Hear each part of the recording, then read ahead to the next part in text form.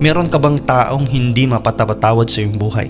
Meron bang mga taong nakasakit sa iyo ng ganun na lamang malalim na sugat ang kanilang dinala sa iyo kaya hindi mo sila pwedeng patawarin? Alam mo bang ang pagpapatawad, kapatid, ay para sa ikabubuti ng sino mang nagpatawad at hindi sa ikabubuti ng pinatawad? Sa Book of Matthew chapter 18 na kung saan merong isang hari, Panginoon, na naniningil sa kanyang mga alipin. Nung lumapit sa kanya ang unang alipin, meron po siyang 10,000 talento na utang sa kanyang Panginoon. At dahil walang pambayad ang aliping ito, ang sabi niya, Panginoon, patawarin mo na ang aking utang. Dahil mabuti ang kanyang Panginoon, pinatawad siya. So itong aliping ito, nung pinatawad ang kanyang utang, lumabas siya. At nakita niya yung kapwa niya alipin na merong utang sa kanya. At ang sabi niya, magbayad ka sa utang mo kasi 100 denaryo yung utang niya.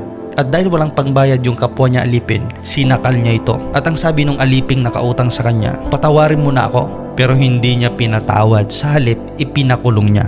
Nalaman ngayon ng kanyang Panginoon, kaya ipinadakip din yung aliping pinatawad na ng kanyang kasalanan dahil sa kanyang ginawa sa kanyang kapwa alipin. At ipinakulong din ito. Ano po ang point po dito? Kung naghahangad tayo ng kapatawaran mula sa ating Panginoong Hesus, mula sa ating Diyos, marunong din dapat tayo magpatawad. Diba? Laman ng prayer po natin, memorize natin. Forgive us from our sins as we forgive those who sin against us. Patawarin mo po kami kagaya ng pagpapatawad namin sa mga nagkasala sa amin. Hindi po pwedeng paghiwalayin yun, kapatid.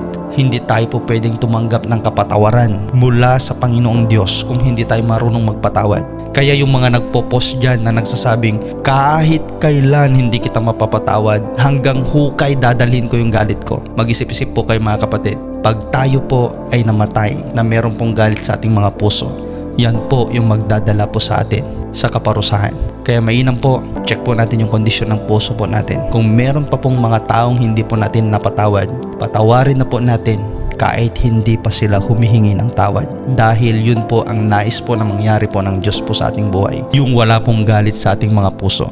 Dahil bago tanggapin ng Panginoon ang lahat ng offering po natin, magipag-ayos muna tayo doon sa mga taong kagalit po natin. Yun po ay galing po sa Biblia, hindi po galing sa akin. God bless you. Purihin po ang Diyos na buhay.